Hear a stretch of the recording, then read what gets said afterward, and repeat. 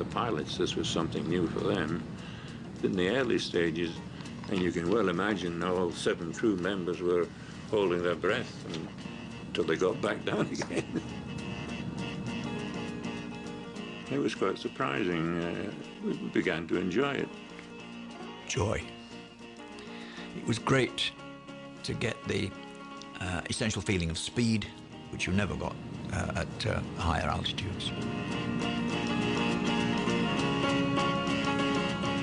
Flying low was typically forbidden in the Royal Air Force, but Squadron 617 roared across the landscape with a license to scare.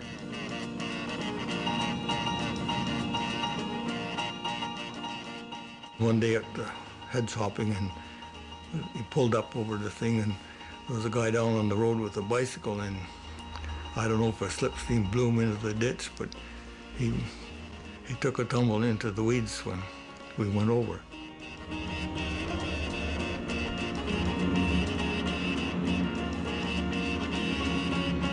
Skimming across the English countryside, Joe McCarthy Jr. learns of the lighter side of his father's training. Hey Joe, one of the highlights of our flights was coming back this way, because those cables, as they go across the canal, we used to fly underneath them. Underneath them? And that was the highlight of the trip. It was unofficial practice, but everybody did it. It was one of those things, you know. I guess you could say you didn't know they were there and accidentally flew under them.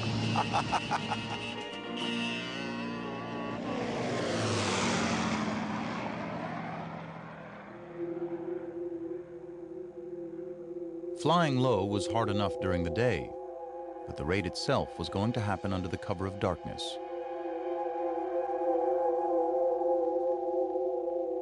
For their own safety, the men did not engage in true night flying during training.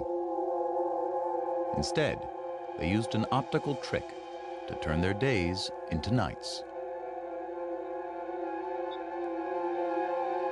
They fitted their cockpit windows with dark-tinted glass and wore amber goggles to simulate moonlight. If they got into danger, they could just whip off the goggles. The simulation was quite real, really, but it was always a pleasure to take off the glasses and see really where you really thought you were and what height you were. Meanwhile, Wallace was racing to scale up his bombs. He had no time to make metal spheres that were big enough, so instead he made metal cylinders and then covered them with rounded wooden shells.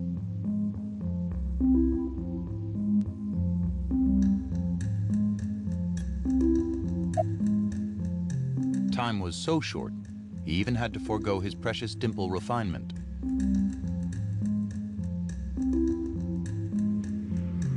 With only a month to go before the raid, Wallace held the first test of his full-scale bomb. Well, the net result was, of course, it didn't work. The first one was dropped from a Lancaster at 120 feet and dug straight in. Nothing happened.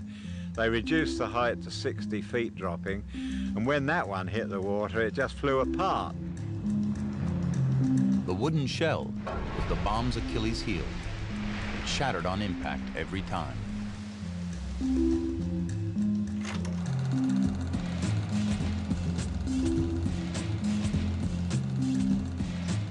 But when Wallace reviewed slow-motion film of the trials, he noticed that one of the cylinders had continued to bounce once it broke free of its splintered shell.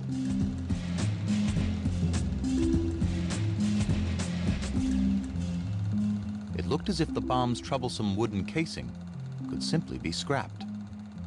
For the first time in life as an engineer, we didn't have to solve a problem which we had been given. We were lucky, very lucky. And you've got to have a bit of luck in engineering.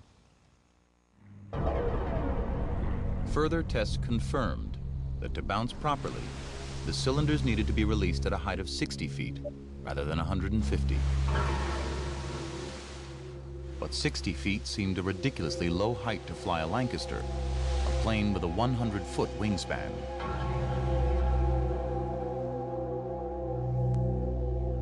When Guy Gibson met with Wallace, he told him that when flying that low, you just had to hiccup and you would land in the drink. But he promised to give it a shot.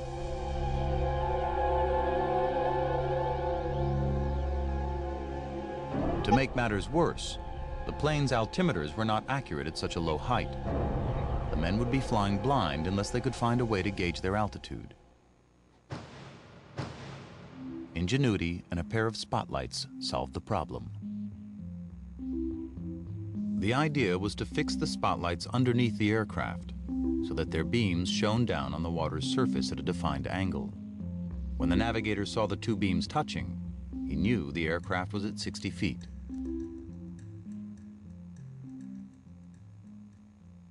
It'd be tricky because here was a navigator with his head out this blister, and he's saying down, down, down, and so he could get the lights to form in a figure 8 and say, okay, you're at exactly 60 feet now. Hold it, hold it, hold it.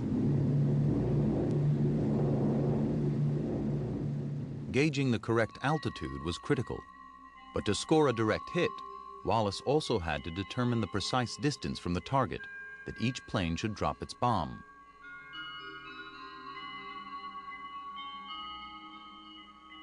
He calculated that if the plane was flying full throttle at 60 feet, the weapon would have to be released 476 yards away from the dam.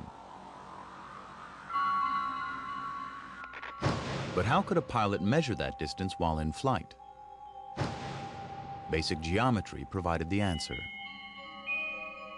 From reconnaissance photos, the airmen knew the towers on the Muna Dam were exactly 700 feet apart.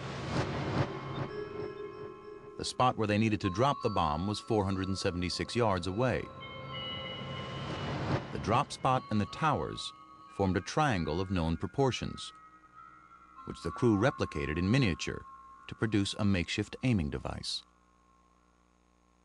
We had a homemade handheld bomb sight, which was basically a triangle of plywood with a peg at the apex and a peg at each of the base angles.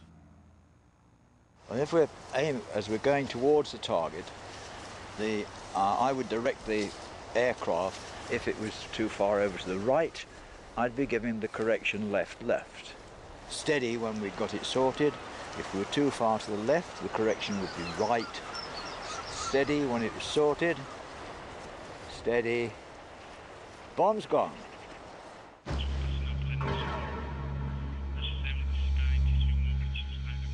Though the mission was coming together, the men still had no idea what their ultimate targets would be.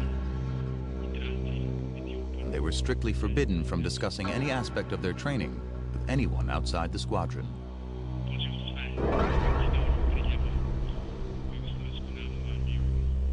There was a very strict security system.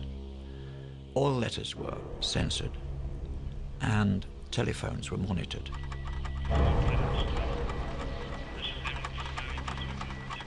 On one occasion, a Canadian pilot officer was really rattled by Wing Commander Gibson in front of the whole squadron. One of the Canadian fellows had a girlfriend in town, and she called up and she said, "Are you coming to the dance tonight?" He was on the carpet